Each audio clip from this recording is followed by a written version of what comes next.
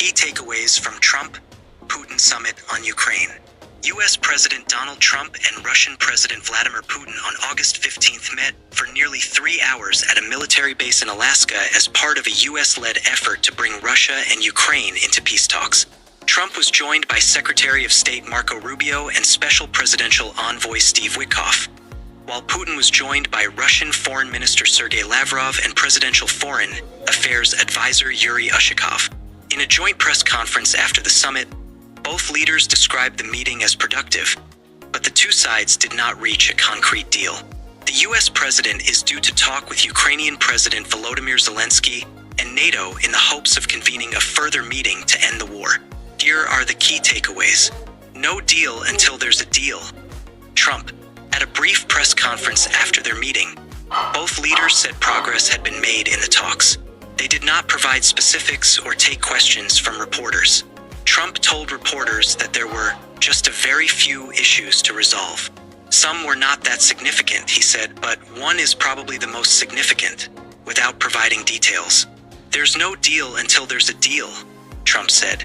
We didn't get there, but we have a very good chance of getting there, he added. The two leaders did not mention a ceasefire or other key elements of negotiations, such as security guarantees for Ukraine or further U.S. sanctions on Russia and its supporters.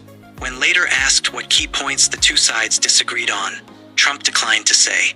"I'd rather not go public with it," Trump told Fox News host Sean Hannity. "I guess somebody is going to go public with it. They'll figure it out." Trump also told Fox News that he won't immediately consider more secondary tariffs on buyers of Russian oil, such as China, but may at a later date. "Because of what happened today, I think I don't have to think about that now. I may have to think about it in 2 or 3 weeks," the president said about potential tariffs against China for buying fossil fuels from Russia.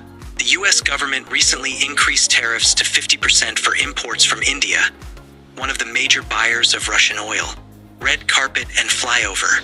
Ahead of the summit, both leaders stepped out from their presidential aircraft and joined one another on a red carpet on the tarmac at Joint Base Elmendorf-Richardson, Alaska's largest military facility.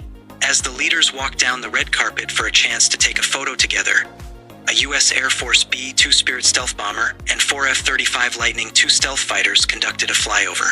The two leaders stood on a podium emblazoned with the words Alaska 2025 for a photo op, as reporters shouted questions. After one reporter shouted, "President Putin, will you stop killing civilians?" Putin pointed to his ear and shrugged, suggesting he couldn't hear the question. Putin then rode together with Trump in the Beast, the U.S. president's heavily armored limousine, to the summit location.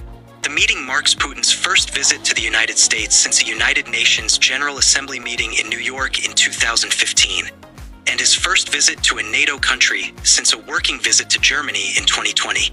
Putin highlights security.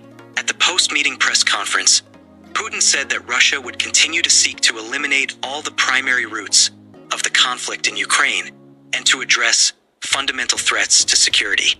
Those two phrases have been used by Putin and Russian state media throughout the war to refer to Russia's demand that Ukraine be prohibited from joining NATO or other similar international organizations.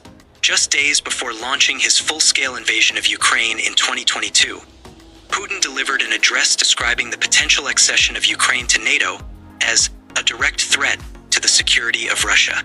Ukraine has expressed interest in joining NATO but has never been formally considered for membership. The Russian leader also appeared to make reference to NATO's expansion into Eastern Europe in recent decades, which Moscow says is a threat to Russian sovereignty. All of Russia's legitimate concerns must be taken into account, and a fair balance in the security sphere in Europe and the world as a whole must be restored, Putin said. The Russian leader also said, "We agree with President Trump, as he has said today, naturally, that the security of Ukraine should be ensured as well." Putin hopes for warmer ties with U.S. Putin, during the press conference, described the business his country had lost in recent years and the moderate increase in bilateral trade since Trump returned to office. The Russian leader also described Trump as a good, businesslike, and trustworthy contact. "I expect that today's agreement will be the starting point not only for the solution of the Ukrainian issue, but but also will help us bring back businesslike and pragmatic relations between Russia and the US, Putin said.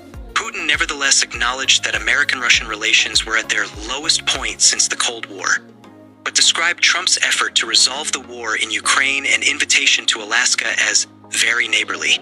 Trump to relay details of meeting to Ukraine, NATO.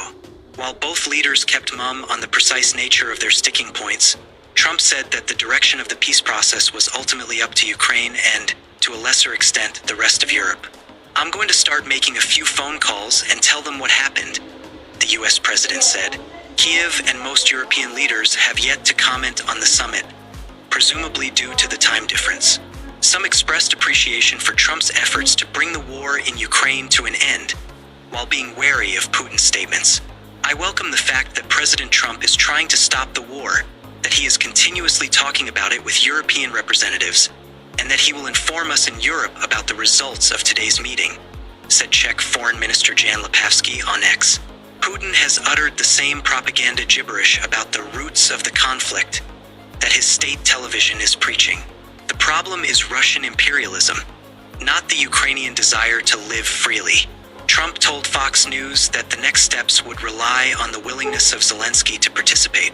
European leaders must also get involved a little bit to push towards an agreement, he added.